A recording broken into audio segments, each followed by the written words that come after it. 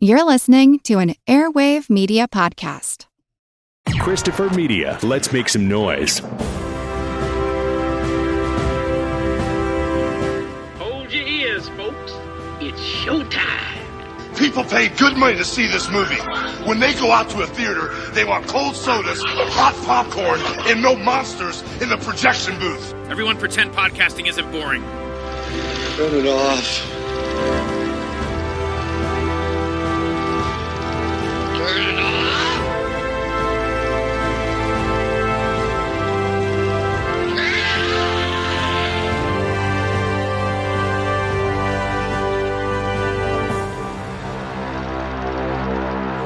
They asked me what I do. I said, well, I play the guitar. He said, well, are you in a group? Certainly for us guitarists, Jeff, Beck, myself and Eric, we've all played Ventures material when we were kids. The Ventures. In the 6th grade grammar school, every boy in my class could play Wipeout on his desk. Those instrumentals led the way. They recorded so many records. It's insane. They'd have a surf album. They would have a soundtrack album where they're doing movie soundtracks. They took other people's songs and made them way better. There was no language barrier. It was just movement. The guitar has arrived and the Ventures are the messengers. There was only two of us to begin with, 2 guitars. There wasn't singing and a bunch of other stuff in the way. You could hear everything. I can't imagine what it would have been like to have heard that music for the first time. It changed people's lives, you know? None of the rest of us would be here without the Ventures. They were probably the first guitar teachers most of us ever had. This is surf music, and the Ventures were a really important part of it. Everyone wants to get that sound. It just speaks to you directly to the soul. It just was magic to me. To be that popular and affect people that much just with instrumentals, that's saying something.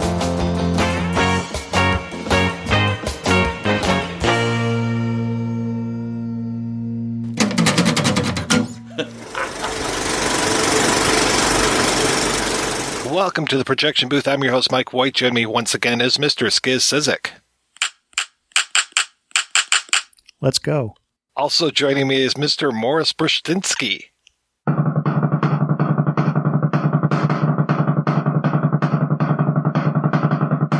Wow. On this special episode, we're looking at the 2020 documentary from Staci Layne Wilson, The Ventures, Stars on Guitars. It's a look at one of the best instrumental acts of the 20th century.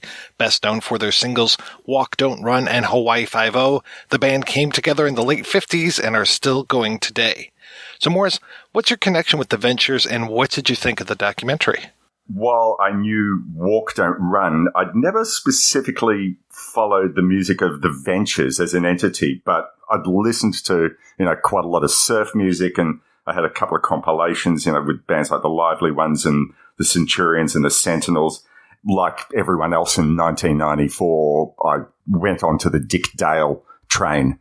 But my love of that sort of reverb-drenched guitar music really stems to my love of the Shadows as a kid. Now, I don't know about you, Skizz. Did you ever hear a tune called Little B, which was basically their excuse for Brian Bennett to do this big drum solo? Doesn't ring a bell, but that doesn't mean anything.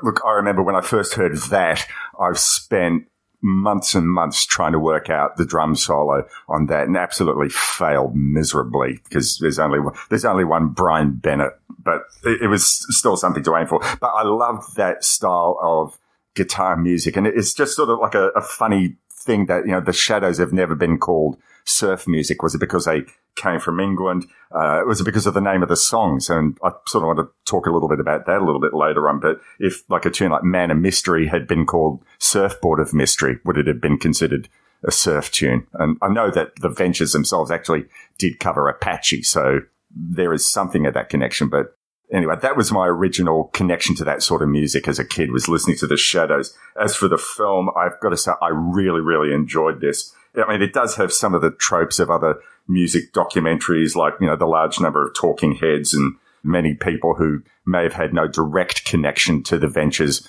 speaking of their love for that music and what it did for them. But ultimately, what I really, really loved about this film was it was a big celebration. I liked the fact how a lot of the people in the film were talking about what the music actually did for them. And there's a lot of music talk. They said, well, this is how they did it. Here's the anatomy of the surf sound, which I also want to talk a little bit about later on. The thing is, like with other music docs, there'll be a moment where they'll say, like if it was a Beach Boys music doc, for instance, they might say, well, Pet Sounds or Smile were these big seminal moments in their career. Or if it was the Beatles, they'd be talking about Revolver or Sgt. Pepper. So it didn't seem like there was any individual album. They said, this is the Ventures album to have. But on the other hand, their tack was, wow, they had lots of albums and they were diverse. So there was the classical guitar connection. There was the theme of colors. There was the theme of spying, whatever it might have been. I just really loved that, even though there might have been large chunks of history that you don't get in a 90-minute film. But overall, where I think this film really worked for me was that it was just a great big celebration. And I got to say, Don Wilson looks like just one of the nicest guys on the planet. How about you, Skizz? The first record I ever bought when I was around 7 or 8 years old was the Ventures album, where they do the Batman theme and Get Smart. I'd never heard of them. I just saw it in the store and I begged my dad, could I get it? And he surprised me and said yes. That was probably 1973 or 4. And to this day, it's still a beloved album.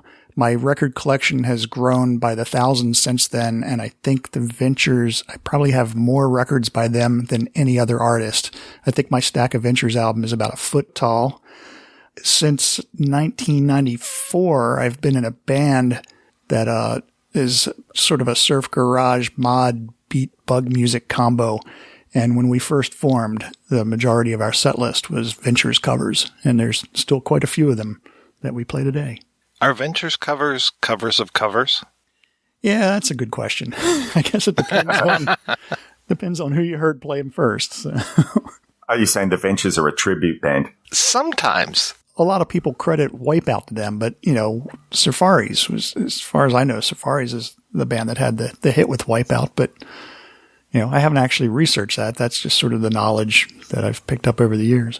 Well, I think they even mention at one point in the film that the Ventures did do a lot of covers, and they said, yeah, a lot of people imagine that Surf Rider or Wipeout were Ventures tunes, but they were done before, but they took things and they owned it. Their catalog is fascinating, and they would change with the time. So like things like New Testament in 1971, where it was just like, I want to say like Whiter Shade of Pale is on there. It's just like these weird times that they would change. They did Whole Lot of Love on that one. That's definitely for sure one that they did. So they would go from whatever was kind of popular, they would just, it was almost like Stars on 45 kind of thing. It's like, hey, we're going to take what's popular and we're going to do it our way. They were a huge cover band. Like, I think they did write some stuff throughout their albums, but so much of it was, we're going to take what the popular songs are. Like you were saying, Skizz, that album that I think is just called The Ventures. Yeah, with the Batman theme, the Get Smart theme, so many TV themes. It's just like, okay, cool. Yeah, this is what we're going to do with this one. I mean, they got famous from Hawaii Five-0, which was not their song. Their biggest song was Walk Don't Run, which I didn't even know was a cover until I watched the documentary. I was like, oh my God. I thought that was 100% The Ventures.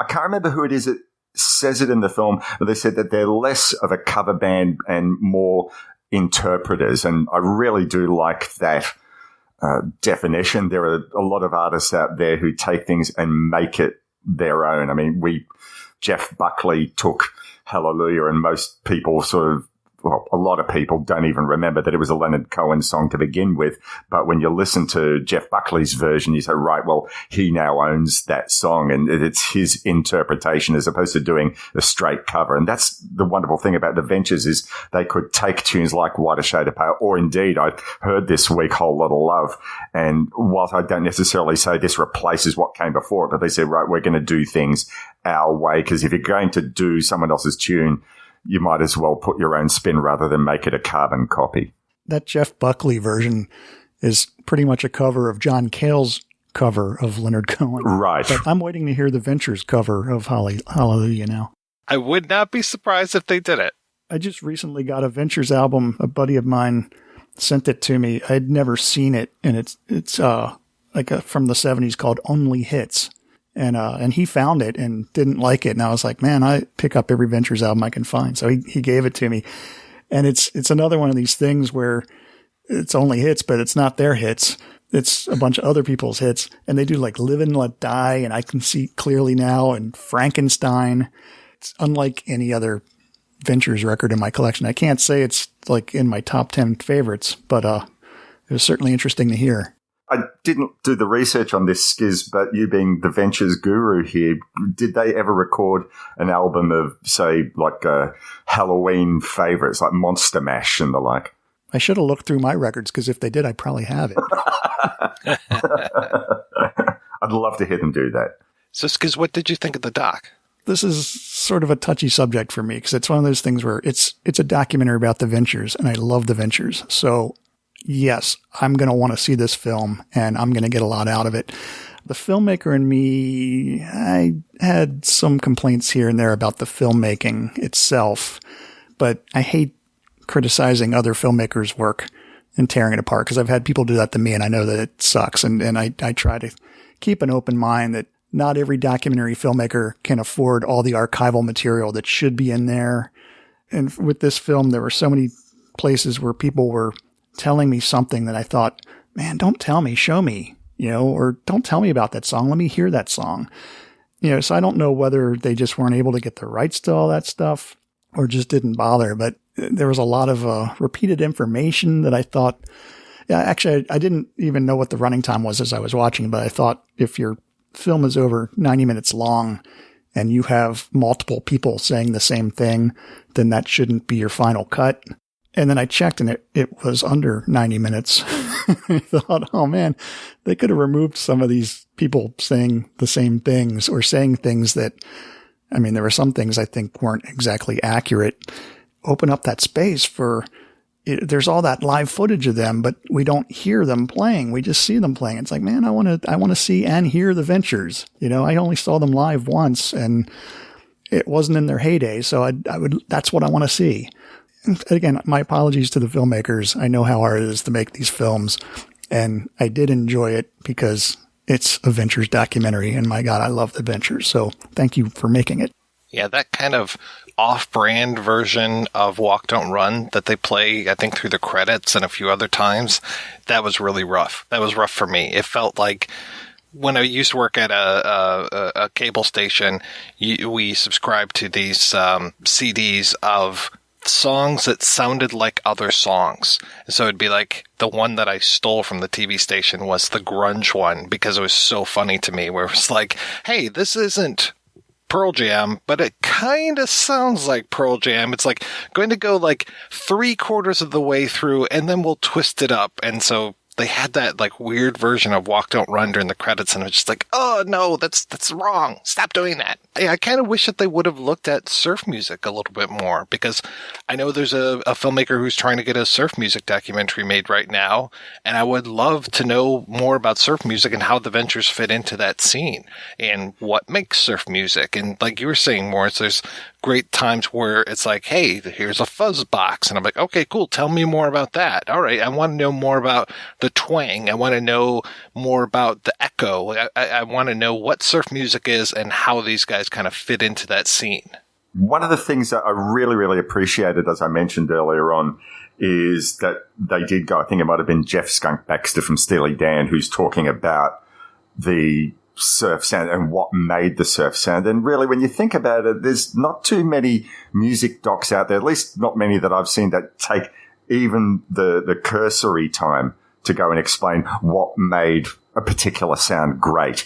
And they do take some time in this film. So like, for instance, they're saying, right, well, it was the Fender guitar, the combination of the Stratocaster and the reverb and the amps to give that clean sound, and the use of the whammy bar. And I think that they make that balance, at least in my mind, they make that balance just enough between someone who's coming to this completely clean, who isn't a musician, and someone who is a musician who'll say, yeah, look, I know that, but at least you're taking the time to sort of show this. And then they talk about the Moss-Wright guitars, which I hadn't even heard of.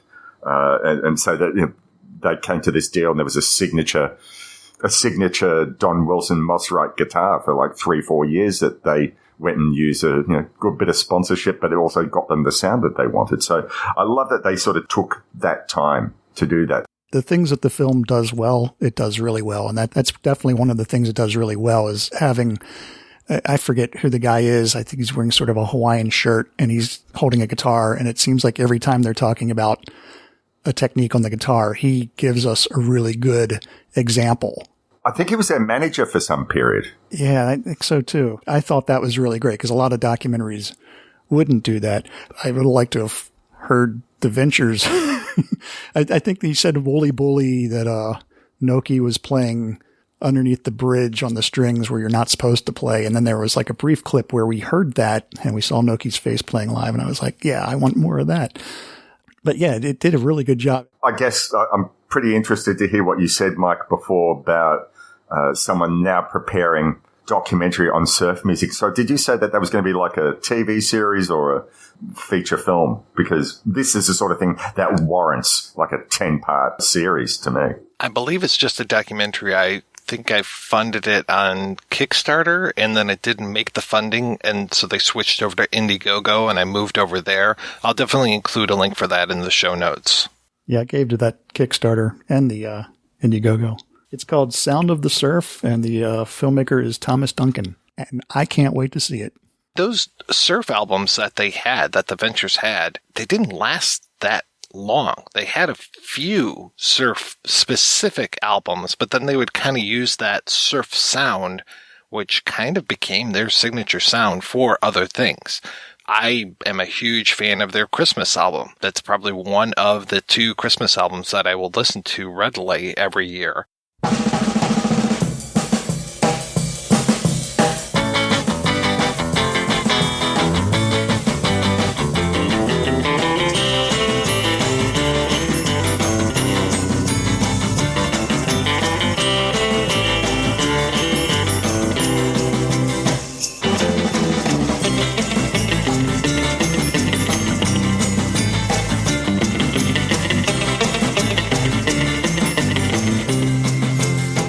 But then they would use that for, some other songs as well. My favorite Ventures album is Ventures in Space, where it's a lot of covers of things, but then there's a couple original tunes in there, and it is just fantastic because it's like kind of spacey sounds, and then that Ventures twang to it. I love their song Penetration on that, especially. There's so many good things. And that's also where they did one version of the Twilight Zone.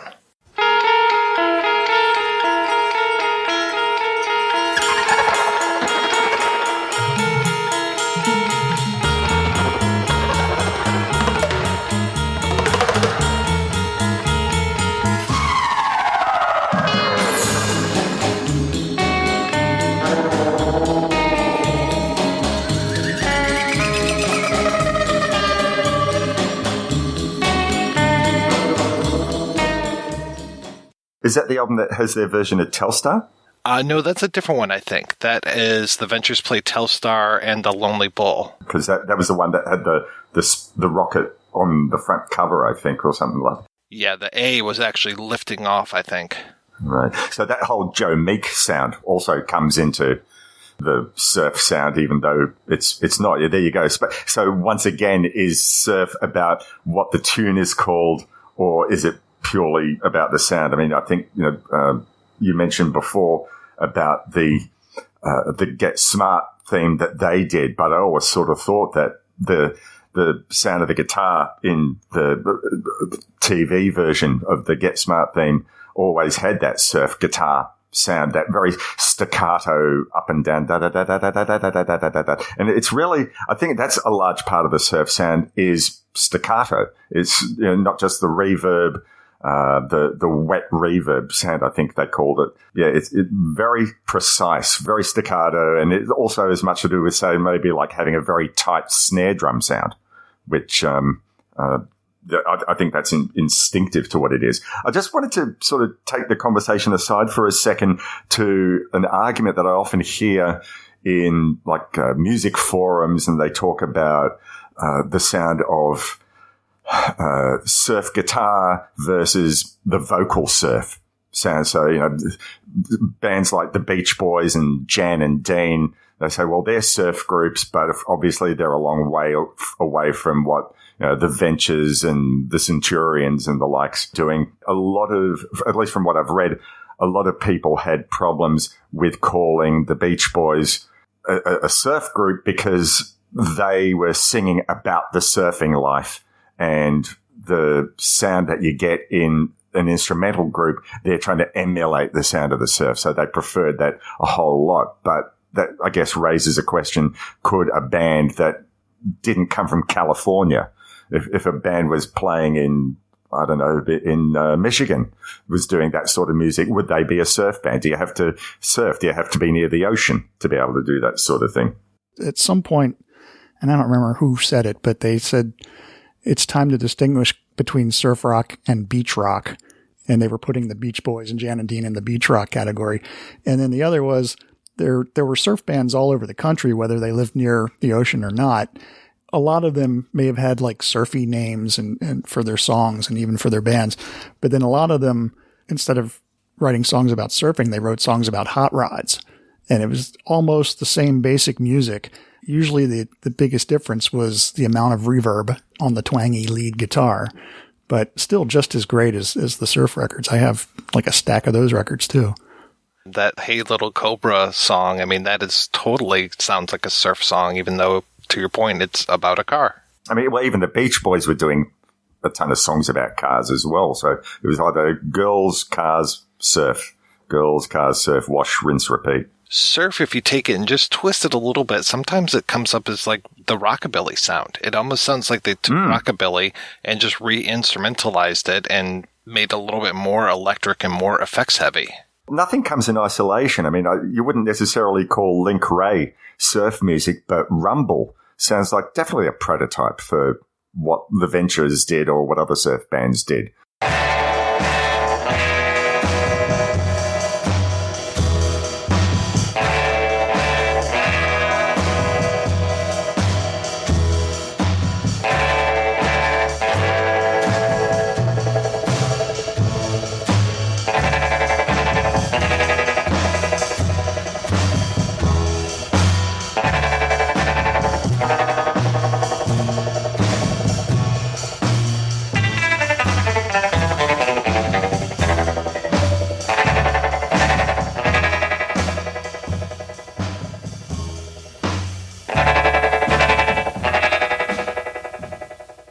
Rumble he's applying some sort of effects there. It's not all nice and clean, but there's certainly the twang, and that it's a dirty sound, but it still evokes an image of what the surf bands did. And I'm sure that Don Wilson would have been a fan of that one, as I guess a lot of guitarists would have been at that time.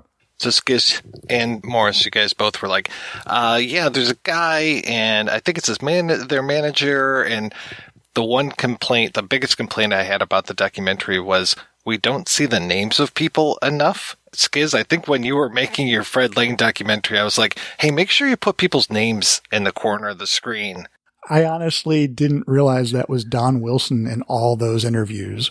I just thought, it's cool they got able to interview all these guys. And I was like, oh, it's that just one guy.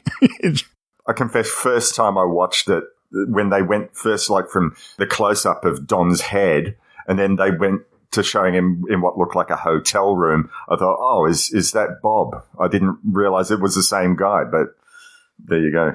I'm glad to know it's not just me. I'm glad it wasn't just me either. While we were talking about the documentary offline, when we were talking on Facebook, I watched it, and the first time I just was amazed by Josie Cotton. And normally I don't just like pick somebody out and pick on them, but what the fuck was up with Josie Cotton in this documentary? She's a gorgeous lady, but not with all that crazy makeup on, and then just she has this like blank look on her face, and I'm just like, what is going on? What is up with this woman? Is she like a performance artist? What is happening here? I'm sorry, you had to tell me. I mean, I do remember that one song, or Joanne telling me about that one song from years ago, but until looking into research for this film, I actually hadn't heard it. I confess, my bad. I would have liked to have heard the song that she did with the Ventures. I mean, she tells us that she did it, but, and I think there's footage of her playing with them, but, that's something I want to hear. As a Ventures fan, I haven't heard that yet. I've got to be the Ventures' biggest fan ever. And to size it up, really, the Ventures music is fun. It is the most fun.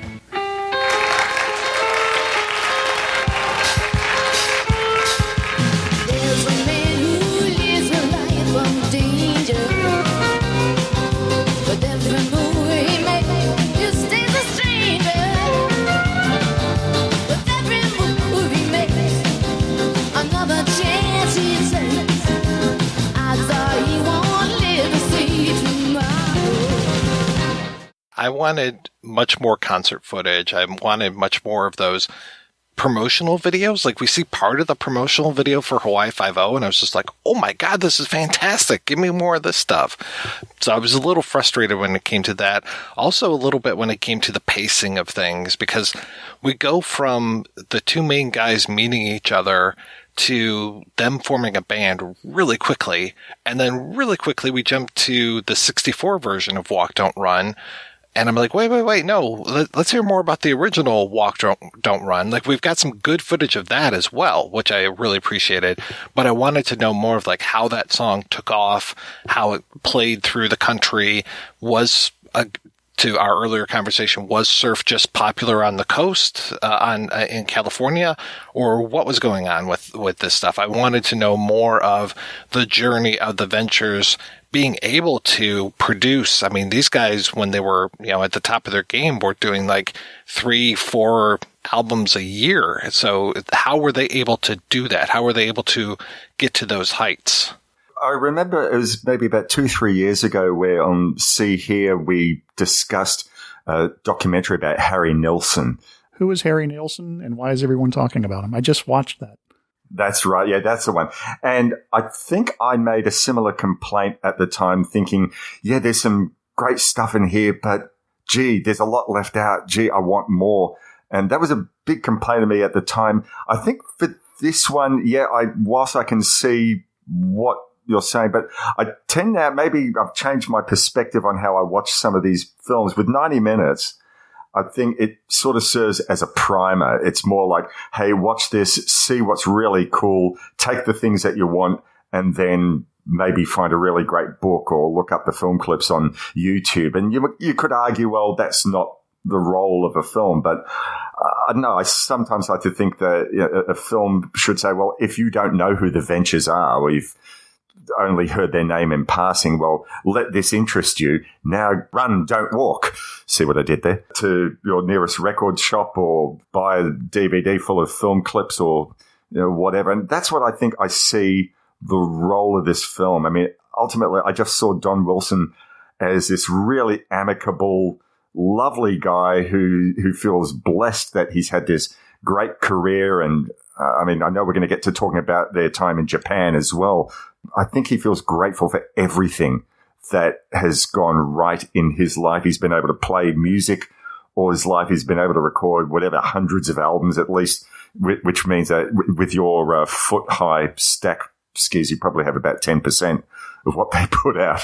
I'm not really feeling like I can hang it too much on this film. I I just love, I think their aim was to say, here, this is for you. In case you don't know, you're a child of the 21st century and you want to know what is cool about this music. Let us show you right now that you've seen it. Go out. And I see it as a primer, and I love it for that. I really enjoyed it. They have been around for over 50 years, so trying to fit all that history into one documentary is going to be nearly impossible. There were times, though, where I was like, why is this person on screen? I don't necessarily know what they're bringing to the party. I agree with you that this is a really good primer as far as like, here's these guys. If you've never heard of them, you need to check these guys out. I think being a Ventures fan, I was just like, okay, yeah, I know all this stuff. Come on, let's get going. Let's get to the meat of this stuff. It definitely filled in some holes. As a Ventures fan, I realized that I didn't know that much about them. I knew what they put a lot of records out and they were so successful and these are the names of the guys on the records, but I actually didn't know the mother who was the manager. There were a lot of things in the story that I didn't know before watching the doc. So I know it sounds like we're ragging on this documentary, but it did teach me, a Ventures fan. It taught me things I didn't already know about this band that I've worshipped for 40 some years now. I wonder if they were an innovator in another way, because if you walked into an instrument store, you'd see countless VHS tapes of instructional tuition from your favorite guitar players. But back in the 60s, the Ventures were doing that with chord charts and records. So you'd go out and buy a record, having them teaching you how to play Tequila or how to play Walk, Don't Run. And I found some of this instructional recordings on YouTube. I was listening to it and it's, now you will play the A chord and the C chord in this formation. And it was a bit funny to listen to in that regard, but I just sort of appreciate that whether any other musicians were doing that sort of thing at the time. I mean, I know that instructional records for how to grow plants and the like were a thing, but I don't know how many other musicians were recording how to play their own hits. I just found that fascinating, and I'm just sort of wondering whether the musicians who came later on, I mean, I know Al Di Meola was definitely a fan of the Ventures, and I'm pretty sure he's gone out and done an instructional video. And I actually also, during the 80s, if you bought magazines like Guitar Player or Modern Drummer, they'd often come with those plastic records, and it would have someone like Al Di Meola. I had one of those plastic records, and he's saying, right, I'm going to teach you how to play, not necessarily tune, I'm going to teach you this technique. So here's how to do an arpeggio. I'm going to do it slow, medium, and fast. Ba-da-ba-da-ba-da-ba-dum. Okay, now here's a medium bit. Here's a fast bit. Did you catch it? And it was just insane. I mean, obviously there was no way I was ever going to pick up on that. I mean, I'm a shit guitarist to begin with, but I just sort of wonder who was that aimed at. But anyway, so I've digressed, but I like to think that the Ventures were pioneers in the whole instructional record and instructional video phase. Now that you've reminded me of those records, I realize that I have some of those instructional records, but I don't think I've ever played them. I have one, and I definitely have played it, and that's why one of the few songs I can pick out on a guitar is Walk, Don't Run. So I'm not very good with the guitar, but I can definitely play the and that's about it. Diagram 1.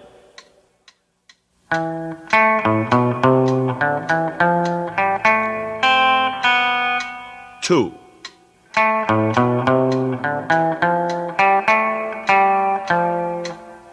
Three.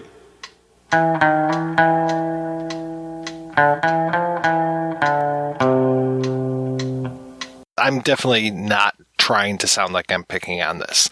The lack of names and the weird Josie Cotton part notwithstanding, I did enjoy this. And like you said, it's a great primer, especially for somebody, who isn't that familiar with it. But then hearing Skizz say, yeah, there's things in here I didn't know. I'm like, okay, yeah, exactly. Like there's no book on the Ventures. There maybe there was a fanzine back in the day, but there's not a lot of places where you go for Ventures info. I mean, other than the fan club. I was a fan club member way back in the day. I haven't gotten in many newsletters lately, but I wanted to know more about these guys because listening to them on album, you don't get their voices very much, if at all, and you just see the pictures of them on the album covers. And I was glad that they even spent time talking about the album covers, because the album covers were fantastic, and they were what the box sells the cereal, right? And these album covers were so amazing sometimes that it was just like, yes, I have to have this. I don't even care what this album sounds like. I need to own this record. Here's a story that I've heard as rumor. I don't know whether it's true, but if it is true, it would have been nice to have had it in the film, is that on some of those album covers, it's not even them in the picture. I don't know if that's true. That's just a rumor that I've heard for years. And then the other one is that they were married to some of the models that are on the covers. Again, I don't know if that's true or not. It'd be nice if they got in contact with any of the surviving models and got them to redo their picture all those years later, because they did that with the lady who's on the front cover of that Herb Alpert Whipped Cream album many years later. Yeah, and they redosed her in the whipped cream. So I would have actually liked to have seen more, someone from the album covers talking about. I mean, I know that in one case they did with Pleasant Gaiman, who is also part of the Pantheon Network that my podcasts are on. Show called The Devil's Music. I'm glad that they did even mention the album covers to some extent, but that could be a whole thing unto itself. You mentioned Herb Alpert, because around the first time I watched the Ventures documentary, which I've now watched it twice, but the first time was in the middle of like a couple week stretch where I watched the Nielsen documentary, the Zappa documentary, the Herb Alpert documentary, the Dolly Parton documentary. There's a new one. Wow. A work in progress of the new Alex Chilton documentary. So, you were saying Herb Alpert, and it reminded me, I think it was in that documentary where they said that that's not actually whipped cream on the album cover. It's shaving cream. It was an uplifting documentary. And the Ventures film also. I mean, Don Wilson seems like just the nicest guy in the world throughout the entire film. So, I love seeing stuff like that. Yeah, I really also appreciated the archival interviews with some of the folks that weren't around anymore. I've always been fascinated by, Mel Taylor? He's got such an interesting look. And that was one of the things, like you were talking about, hey, it might not even be these guys on the record cover. Mel Taylor's the dead giveaway, because the rest of the guys, no offense to anybody, but pretty much like generic white guys. Mel Taylor, totally different look to this guy, and I love seeing him show up on the album covers, and especially because he stuck out like a sore thumb so often. He had this he kind of reminded me of the gangster who ends up in the meat locker in Goodfellas. He's got like that kind of look to him. So like him, along with like these clean cut, blonde, blue eyed guys, I'm just like, okay, yeah, Mel really sticks out here, but he's fantastic. He's a fantastic drummer, and that was great too, seeing that footage of him playing Wipeout. Noki stands out also, I think. I want to talk a little bit about Japan. That section of the film just sort of blew me away. I mean, there was all the Japanese fans and the Japanese musicians who they speak to, and they're talking. I'd never even heard of this before. Enka music. The Japanese fans were saying, right, well, there was something in the Ventures music that we could relate to from Enka. And I can't remember. They don't mention the instrument by name, but there's this traditional, I think it's a 4-stringed instrument that is traditional in Japan, and it's very percussive. I mean, you hear, and you listen to that, it's acoustic, but you can sort of almost relate that, at least the way how it's played, to surf guitar. So the fact that the Japanese fans cottoned onto them musically at first is no surprise to me, given that traditional connection. But the fact that the band were also very, very loyal to their fans, and they kept going there and did thousands of performances and started playing with local musicians and incorporating some traditional Japanese sounds into their own music, and they'd record albums specifically for that market. And I just found that fascinating. I'd never heard anything before of a band developing such a relationship with an audience in a country or a market that wasn't their own. I mean, that's why the Suzi Quatro documentary was made by 2 Australian guys, right? I have seen an artist who is loyal to her fans in another market. There you go. I'm talking shit. I don't know. I knew that they were big in Japan. I don't know how I knew that they were big in Japan. I want to say maybe years ago when I was looking for VHS tapes of them, I might have seen that there were some that were put out in Japan, or saw some Japanese labels on some of the Ventures albums, like going into Tower Records or something. Yeah, somehow I knew that, so I wasn't completely shocked when it was like, oh yeah, we're big in Japan. But to know the extent of how big they were, and I was really glad, to your point, that they had these interviews with Japanese people who were influenced by the Ventures, and the one woman with her guitar and stuff, I was waiting for her to pick out a lot more stuff, but yeah, it was really nice to see that and just see the reach of this band. I always felt like the Ventures lore was that they were bigger in Japan than anywhere else, and they were big here, but they were apparently even bigger there. I mean, there's a Live in Japan album. There's Ventures in Tokyo, 68, and Pops in Japan. Yeah, and then I thought that there were also movies of it, or at least a movie of them live in Japan that I feel like I've heard about, but I've never seen. And a lot of that stuff that was released on VHS is so hard to find unless it's been put out in other mediums. I mean, for years there was a Live in Japan of Public Image Limited that I saw it once. I couldn't keep the videotape because it was borrowed from somebody and I didn't have 2 VCRs. That was how old this was. And it took me years and years to be able to track it down again. And yeah, I keep thinking that maybe I saw some sort of Ventures VHS thing, but I didn't own it. And if it was from Japan, it would have been buku expensive because videotapes over there and DVDs still are prohibitively expensive, at least in my price range.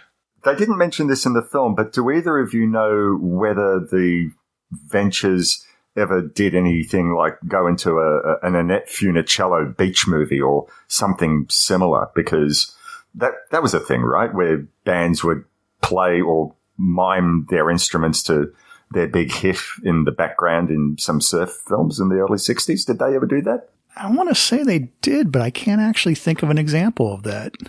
It just seems to me that if they were as huge as they were at the time of Walk, Don't Run, that some enterprising Hollywood producer mogul would say, hey, we hear that the kids are listening to this. Put them in a movie that the kids will be watching. But the documentary never actually says whether that was the case or not. But I just like to think that that would have been something they would have done.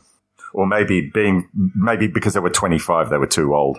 Yeah, I was going to say their age. And, I always thought, looking at the pictures on the cover, that maybe they were sort of square compared to the hip bands of the time. And then also they were a little older than the hip bands of the time. And I could see Hollywood producers not wanting to use them for that reason. But, Bill Haley, right. He was older and kind of square looking, and they put him in rock and roll movies. When you brought that up, my mind immediately went to the Wonders in Tom Hanks' movie. Captain Geach and the Shrimp Shack Shooters. Awesome. Yes, thank you. I've watched that film so many times. That's pretty impressive, I have to tell you. All right, we're going to take a break and play an interview with the director of the film, Staci Layne Wilson, and we'll be back with that right after these brief messages. In 1985, a curious phenomenon occurred. The Twilight Zone returned to television, featuring all new tales of mystery and imagination from the minds of Ray Bradbury, Harlan Ellison, George R.R. Martin, and Stephen King. Dreams for Sale, the Twilight Zone 85 podcast looks back at that land of shadow and substance and re-examines the groundbreaking successor to Rod Serling's legacy. Featuring new interviews with the show's creators and cast, Dreams for Sale can be found on iTunes and at twilightzone85.com. Dreams for Sale. We'll be waiting for you in the Twilight Zone. To many film fans, this is seen as a classic film quote. Louis, I think this is the beginning of a beautiful friendship. This one is too. You talking to me? Over at See Here, however, we're very fond of this one. How many times do I have to tell you? No pizza for you, Joey. Not to mention this one. Grease is the best, man. What makes us different to other film discussion podcasts? Tim, Bernie and I talk about films that are music-centric. Ours is the only podcast that has found the link between Hated, the G.G. Allen story, Ishtar, and Yellow Submarine. As well as roundtable film talk, we also speak with directors of music films about their work. So if you love music and you love films, join us at See Here. That's SEEHEAR. Apple Podcasts, Stitcher, Spotify, or wherever you get your podcasts. Proudly part of the Pantheon Podcast Network. Even Mozart likes the show. Hello, I'm Mugumbo, and I am a potaholic. I have been known to consume 4 or 5 of these underground commentaries a day, salivating for the next episodes. I have tweeted the creators of these shows and offered sexual favors for validation and conversation. I put these hosts high on a pedestal, but for some reason, I can never climax until I listen to the Traumatic Cinematic Show. What is the difference, you ask? The Traumatic Cinematic Show has my own self-defecating voice on it, and nothing gets me off faster than thinking about myself. So when you are sitting around nude, pleasuring yourself to the voices of strangers, check out traumaticcinematic.com, because we'll give you a reach around. You can also find us on traumaticcinematic.podomatic.com. I'm on the internet. I want to know more about you, and I want to know how you got into filmmaking and when you started the Ventures project. My first film came out in 2011. That was a short film, actually inspired by the music of Bob Dylan. So I always try to mix my love of music into my storytelling, whether it's books or films, and now a documentary about the Ventures.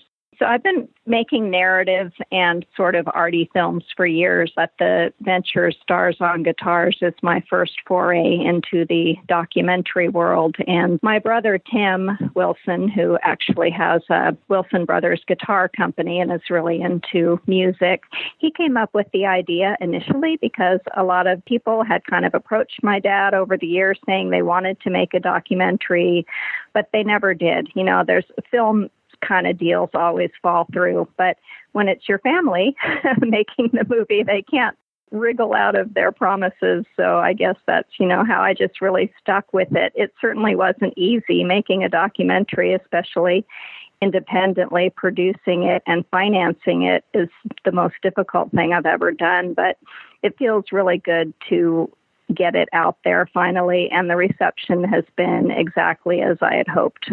People seem to be entertained and educated, and that's really what I was after as I was putting it together. When did you say there needs to be this documentary and I'm going to be the one to direct it?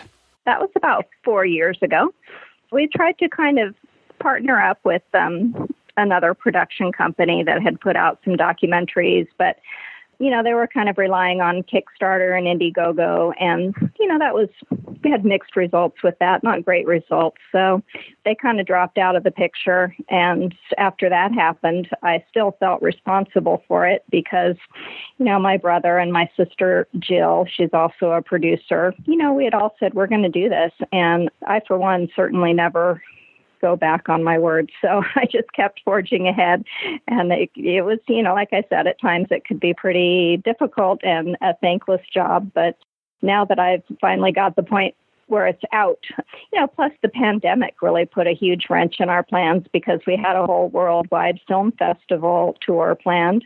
And I was really looking forward to traveling all over the nation and the world with the movie and meeting fans. And, you know, that didn't happen. So we had to go to plan B, which is to find a distributor sooner than we'd planned. But it's all worked out fine. What were some of the more difficult aspects of making this doc? Probably coordinating so many different people. It's not like we had a production studio where we could have people come into the studio, and a lot of times musicians were on tour and they couldn't get back for weeks or months, and kind of just chasing people down. Much as they love the Ventures and they really wanted to do it, it's not like you're paying these people to be in the documentary. They're being interviewed out of their love for the Ventures, but they have their own priorities in their lives. So oftentimes I would have to go to them. I certainly, you know, did do some traveling to Seattle, the Pacific Northwest, which is where the Ventures are from, and then all over Southern California. It was a lot of work, definitely a lot of work. And I shot a lot of the documentary myself. You know, it's just such a mixed bag of how, when you're doing interviews over the course of 3 years in many different locations, you have different equipment and different circumstances. So it was putting it together is kind of like a jigsaw puzzle. But I think it's fun. I think the result looks good. How did you come up with that right balance of the timeline versus the influence?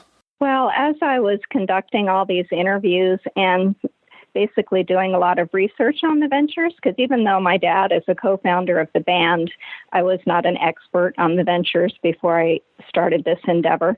So one of the things that just kept coming up time and time again was the incredible amount of musical influence that they have across several different genres, everything from country to thrash metal, which is just really mind-blowing when you think about it. So at first, when I started making the documentary, I was just grabbing interviews and gathering footage, but I didn't really have a game plan yet. Maybe about almost a year into the shooting, I really kind of sat down and thought, okay, I have to come up with a 3-act structure, and wanted to really focus on the rise of the electric guitar and how the Ventures' tidal wave of fame coincided with that, and then to go into the influence and their innovations in the studio. Tell me about some of the archive footage that you have, because some of that is just remarkable. Where did that come from? Some of that is from a Japanese film called Beloved Invaders that was put out in 1966, and those rights reverted back to my dad and the Ventures a few years back. So I was able to cut from that, which is where you see a lot of that black and white footage of the Ventures on tour in the late 60s. And it's just, the mobs of fans and them on stage. And then I also gathered a lot of video from fans of the Ventures. They have an incredible fan base that have shot their own video over the years. And a lot of them were kind enough to give me that footage to use. There's one shot of something to do with spies, and it was a photo of a woman, and I was like, I got that when I signed up for the Ventures fan club like 20 years ago. Oh, yeah. So that was, Surfing and Spying. Yeah, we found the cover model for that, and her name is Pleasant Gaiman, and she is still living in Hollywood, and she was a big part of the punk rock and surf scene of the late 70s and early 80s, and she was the cover model. So it was really great to have her in the documentary as well. That was fantastic. And just to see all those old album covers was just really such a trip down memory road. Yeah, I mean, that's one thing that a lot of people brought up, too, was how much they love the Ventures album covers, because they're just so fun. They really do evoke a nostalgic feel to them. Having your dad there, of course, is an invaluable resource, but did he collect stuff? Did he have his own archive of Ventures things? Yeah, luckily I was able to film a lot of those things as well. We have a section in the movie where he's reading some letters from fans, and he kept all those things over the years. It really means a lot to him that the fans take time to write letters and send artwork. There's a lot of fan artwork of the Ventures. Plus, of course, he has all his gold records and his photos and old tour books and things like that. So I was able to have access to those archives and scan and film those to put into the movie as well. Who were some of the folks that you wanted to interview but you weren't able to get? I really wanted to get the Go-Go's because the song that I just mentioned, Surfin' and Spying, was written by the Go-Go's in homage to the Ventures. But, that just didn't come together. And sometimes people have managers that do not give them the messages. For instance, Peter Frampton, who actually performed with the Ventures in the early 80s and is a huge fan. I had written to his management a few times and never heard back. So sometimes they just stonewall, and maybe the client really would like to be included in the documentary and they just never got the message. So that does happen. What were some of the more surprising things that you found as you were putting this together? One of the things that I learned that I thought was very interesting was that the Ventures song 2,000 Pound Bee, which features a fuzzy guitar, the fuzz tone, was one of the actually first recordings of the electric guitar with a fuzz box used, and that was in 63, I believe. Although Keith Richards from the Rolling Stones with Satisfaction gets the credit for that for the 1964 hit, which everyone knows, but actually the Ventures did it first. I had no idea about John Belushi being such a fan. That was very interesting, too. And that's something that I've always known because I was around when John Belushi passed away, so I remember my dad telling me that story. And it's such an interesting tale. And the fact that there's also a Belushi documentary that's just come out, I believe it's on HBO, and they played 2,000 Pound Bee on the closing credits. So it's really nice that it's still part of pop culture in that regard. How are you balancing making this documentary for the last few years and then also being a producer and a director on so many films? It's not easy. I guess I'm a workaholic. I don't know. I feel bad if I'm not doing something constantly. So I always make work for myself, but it's definitely taken up a lot of time for sure. It's something that is unlike a narrative film, where with a narrative film, you have the script, you have the actors, you have a finite vision for the end. And with the documentary, it's very free flowing and you have so many different pieces to put together. We have about 40 different interviewees in the documentary alone. So it was definitely a lot of threads to weave together, but I couldn't have done it without my editor, Nina Hurton, who just did such an amazing job with the editing of I don't know how many hours worth of footage, hours and hours and hours to narrow it down to an hour and a half. Plus she did the animation that you see in the film because we have animations to illustrate some of the stories where there was no footage to go with it. So much fun. It has that very 60s Archie's kind of feel to it. And it was just perfect. It must have been interesting to work with your own brother as one of the producers on there. Yeah, he definitely, like I said, he had the idea initially, and then he was able to connect me with a lot of musicians that he knew liked the Ventures.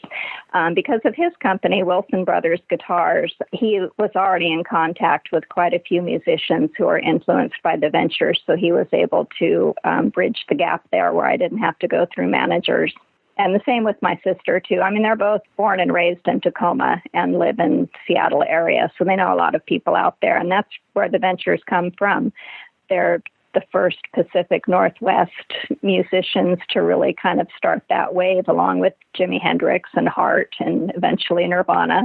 As I watched the documentary and hearing that they're from Seattle, I was like, oh, that makes total sense because I can hear some of that sound in grunge.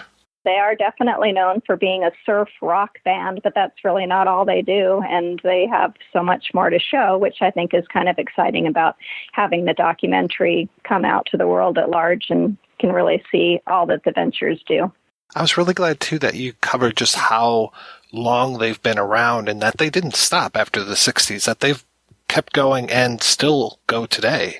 Yeah, my dad retired in 2015 from touring at, I think he was 83 or 84 years old. There's another incarnation of the Ventures that still goes on. The drummer, Mel Taylor's son, Leon, has been with the band since the 90s, and Bob Spalding has been, in and out of the band, I think since the 80s, maybe even the late 70s. So he's still with the band. So they do go on, and it's not just guns for hire. It's actually people that have provenance with the Ventures. I was also very happy to see that you got into the Japanese stuff because I knew that they were huge in Japan, and I was so happy to see when you covered that and just how big they were. I had no idea. It's really impressive, and I think a lot of that, or maybe even all of it, can be attributed to the fact that they were an instrumental and are an instrumental group where, we do have some Japanese interviewees in the film who talk about how it's just the feeling that they evoked of Americana and surf and the beach and the waves, and the Japanese people just really got attached to that and they never let go. Even to this day, when I went on tour with the Ventures in 2015 on my dad's final tour, along with my brother and my sister, we saw fans of all different ages, really elderly fans, in the audience, young fans. So it was really great to see that multi-generational love for the Ventures that never seems to go away in Japan. When did you kind of realize, hey, my dad is a rock star?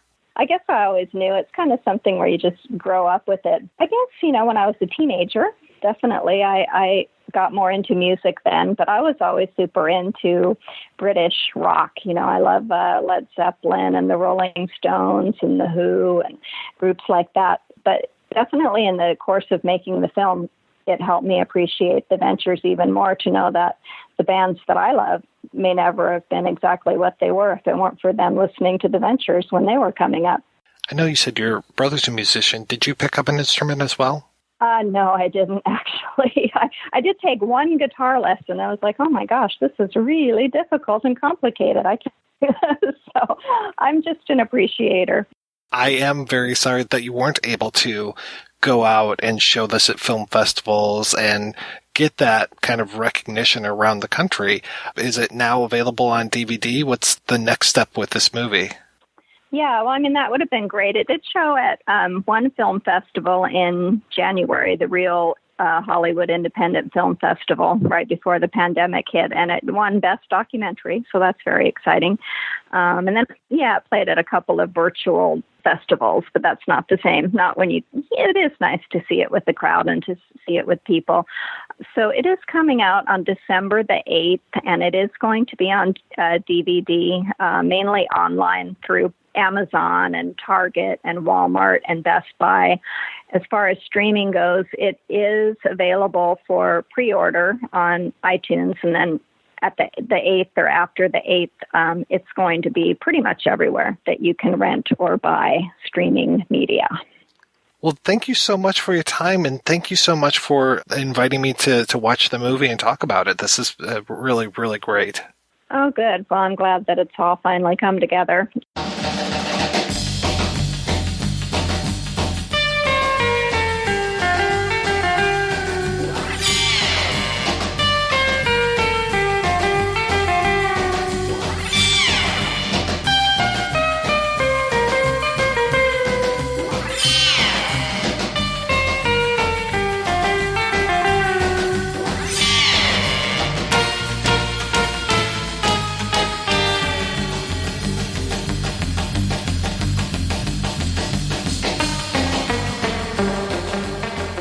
We are back, and we are talking about The Ventures Stars on Guitars. And I know that surf music these days, you don't hear a whole lot of it, but for a little while there, Maurice, you mentioned 1994, I think, yeah, the surf music just came back with a vengeance with Pulp Fiction, and kind of, I know that Tarantino was saying that surf music also reminded him of spaghetti western soundtracks, and I can also hear that with that major twang and reverb that you get on something like Fistful of Dollars is right there with some of the work that some of these surf bands are doing.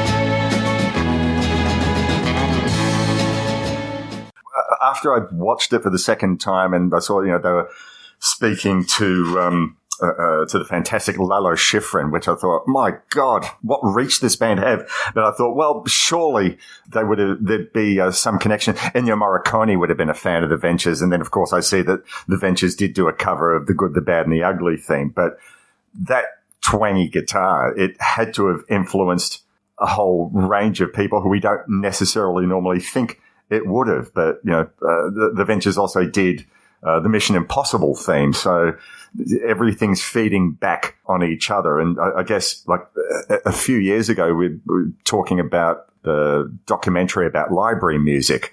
I was sort of thinking, wow, this is great and unique. And the director of that film told me, he said, well, is those musicians in the library music field were just feeding on what was going on in the commercial field, or the regular bands world, if you will. So we say there's nothing unique. Everything feeds off everything else, but it's what you do with it. So I did love the fact that, Lalo Schifrin was in this and that we could trace back to Ennio Morricone as well. And you were talking earlier on in the show about the Get Smart theme, and I'm sure that Irving Zathmary, or whatever his name was, would have been listening to bands like The Ventures when recording the theme for that film. Or for that TV show. I kind of wonder how much of it was Venture's influence and how much of it was Dick Dale or Dwayne Eddy, two other people that had similar sounds. And, I don't really know the history of all three of them and compared to each other. Were they at the same time? Who was first, whatever. But, I hear a lot of Dwayne Eddy in like the spaghetti Western. I think that's probably another problem with the nature of a documentary like this. So this is not a problem with this specific film, but the nature, if you're going to do a documentary about the Ventures and you're going to fit it into 90 minutes, or you're going to do a documentary about the Beatles or the Stones or whoever, you're looking at one band in isolation, whereas we know that that's not the truth. In every band is listening to every other band. So, what you say about Dwayne Eddy is a great point to be made by saying, well, we've only got 90 minutes. We can't look at that as well. That's why I think something like this really needs a 100-hour documentary, everything to be connected to each other, and where you have enough time to do it. And maybe even drawing attention to the competition or the contemporaries sort of takes away the importance of the subject matter. Just for clarification, I went back and looked, and it looks like the Ventures have albums that were recorded live in Japan, at least 10 of them, and that just also goes to show the breadth of their recording. It said that they've been together for over 50 years. That foot of music that Skizz has in his house right now, you're going to be collecting for a lot of years before you even begin to get to the halfway point, I think. And of course, now that this documentary is out, those records are going to be more pricier than I'm used to. Maybe the Ventures won't take America by storm because of the doc, but you never know. It might hit. People might be like, hey, we need something nice and happy and jaunty, and we want to go back to the old days of when we could go outside and surf. So let's listen to or watch the Ventures documentary. I wanted to sort of take the conversation a little bit away from the traditional sound of surf music. Now, Mike, I went and sent you some music from an anthology that was put together here about 4 or 5 years ago called A Life in the Sun. And talk about being very specific. This is an anthology of music from Australian surf films. So not merely Australian surf music, but music that was in films about surf. Now, I don't know how big surf films were in America in the 70s or the 80s, but it seemed to me like while I was growing up, I'd be looking in the newspaper, and every summer there was always a bunch of surf films showing in some small cinema somewhere. And the biggest one of them all was a film called Morning of the Earth, which came out in the early 1970s. I didn't get to see it until about 3-4 years ago on DVD, which is not the way to see it. But I imagine that a lot of these surf films would have been very, very similar. It's like what I call surf porn. You see a couple of guys riding the waves, and it's absolutely gorgeous. The color of the ocean is just crackling. It's just beautiful to look at. And then, it fades to black. You see the guys on the beach. They're talking, they're waxing their boards, and that's not a euphemism.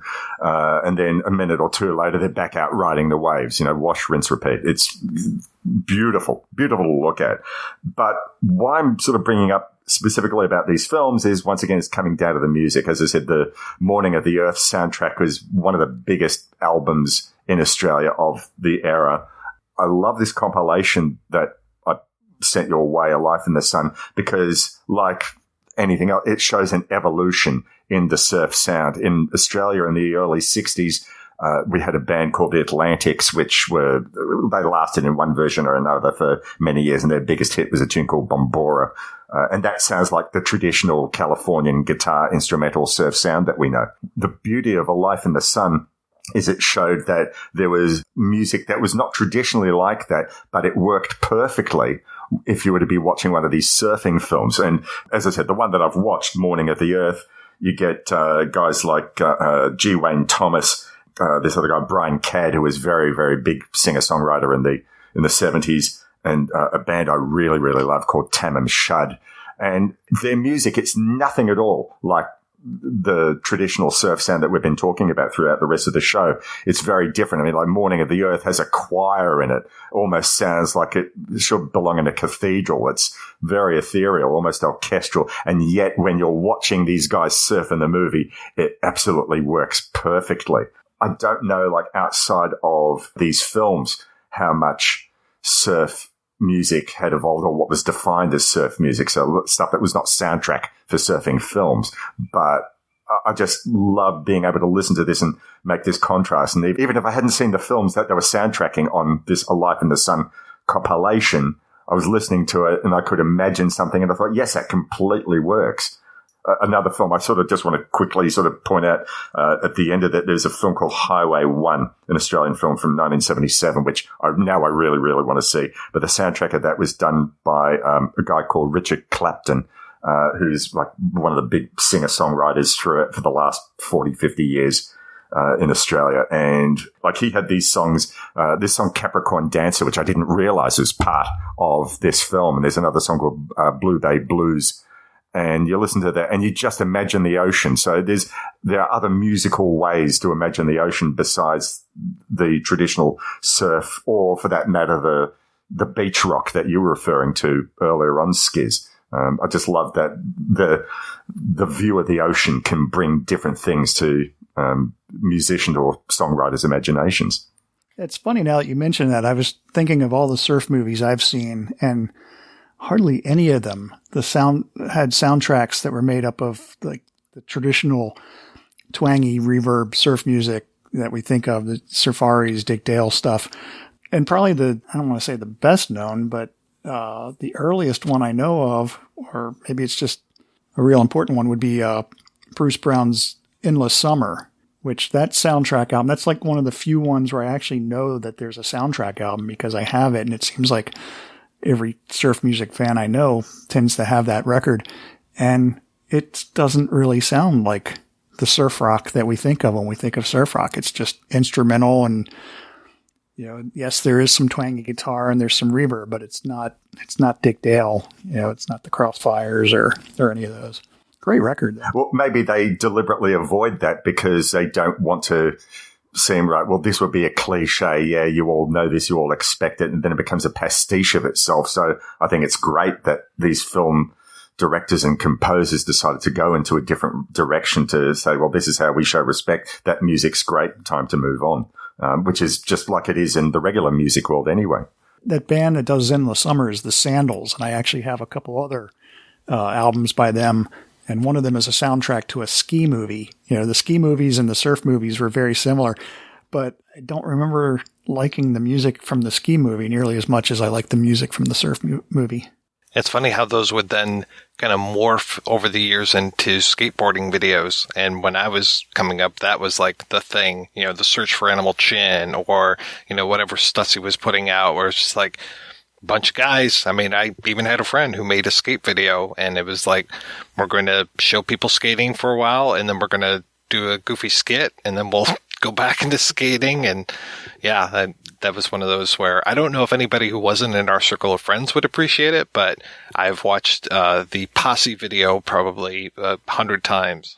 And also with those skateboarding videos, that was where you get the soundtracks with those. So it was funny that, there's skating music, music associated with skateboarding videos, just as there is music associated with, surfing and with skiing now. I forgot about the wave of ski movies that were out there, and then even the revival of the ski movement in the early 90s with like Ski School and what was it? That was way after Hot Dog the movie, but there was another ski movie right around that same time. I was fascinating to look at how music might attach itself to a sport. Yeah, look, there was a film which I hadn't had a chance to see for many, many years, and when I finally did, I regretted it. But I got in the mid-70s a soundtrack by the Yes keyboard player Rick Wakeman for a film called White Rock, and that was like his soundtrack for this film about the Innsbruck Winter Olympics from, I think, was it 1976 or somewhere around that period anyway.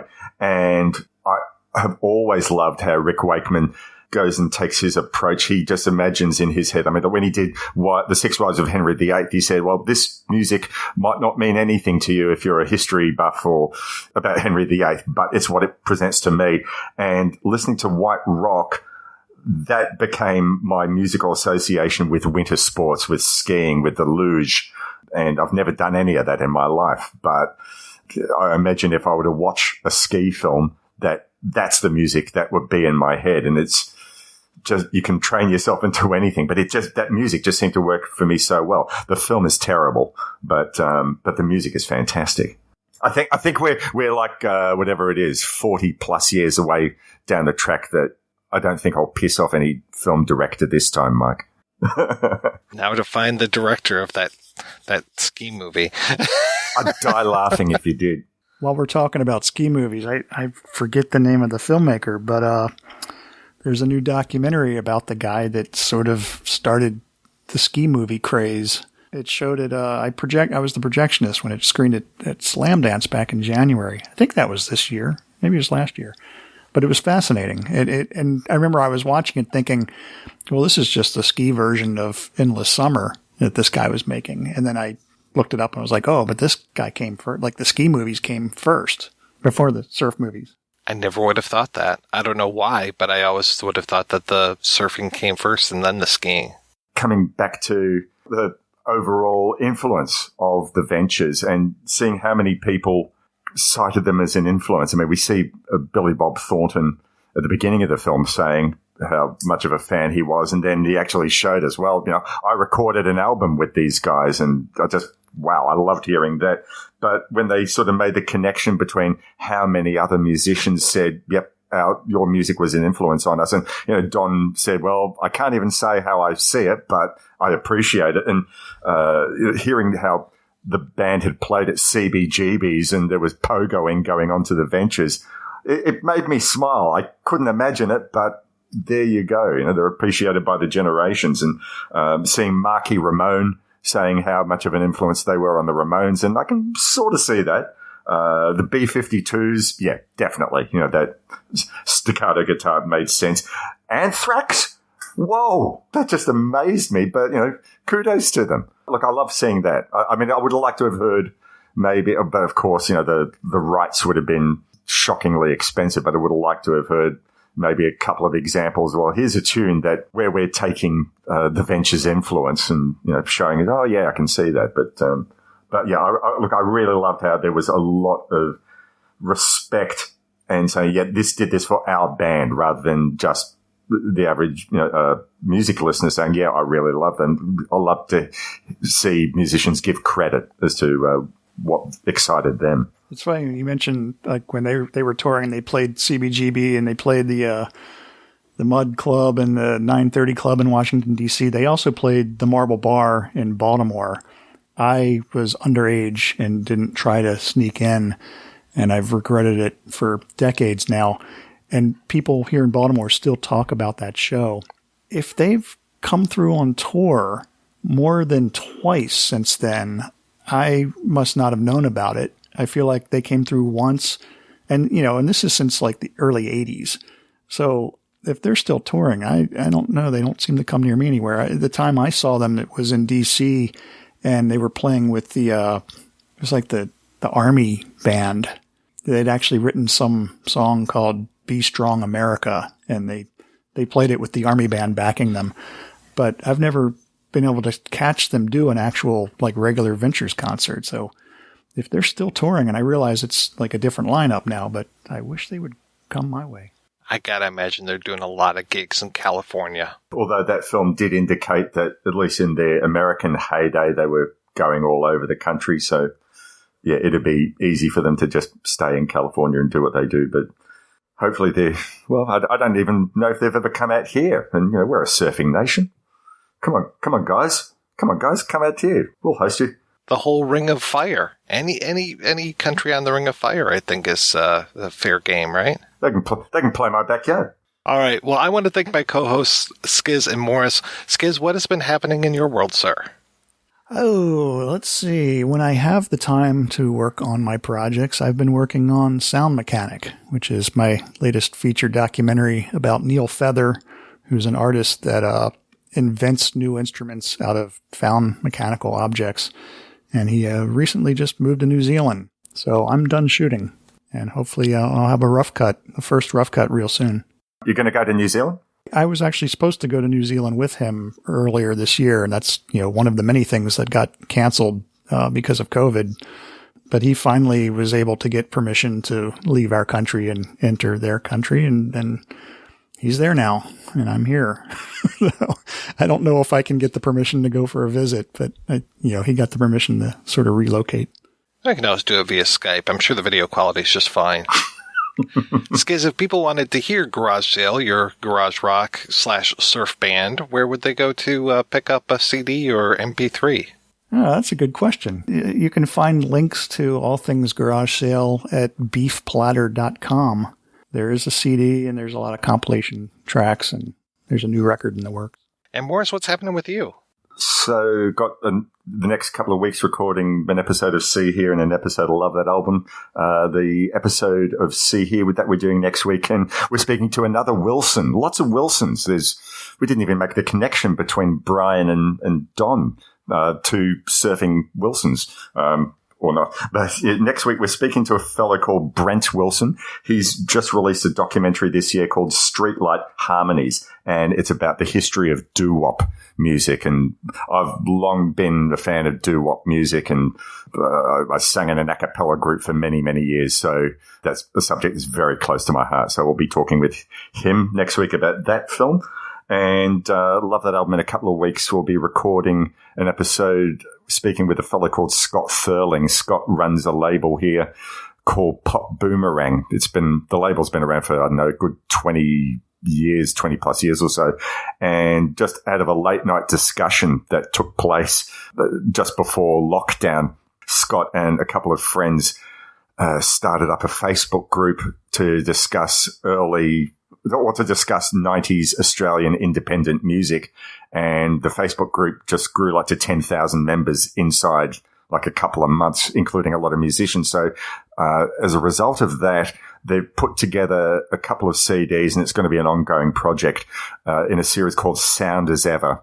And basically these are compilations of Australian independent artists, but songs that basically were hidden in the shoebox, stuff that they never released at the time, but songs they were ultimately still very proud of. It just couldn't fit onto a project. So we have these compilations of some great name bands, some that I knew, some that I didn't, but it's just all like an alternative history of Australian independent music from the 90s. So we'll be speaking about those compilations and Australian 90s music in general. So looking forward to that.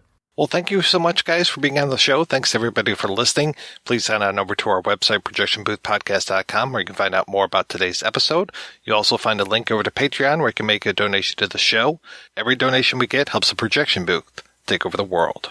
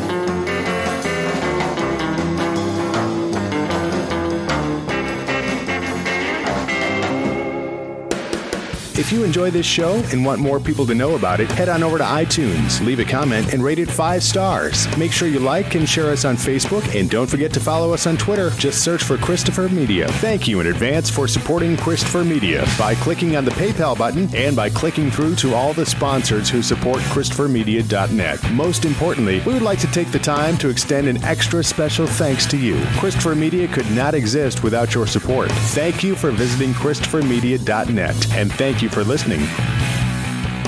Christopher Media. Let's make some noise.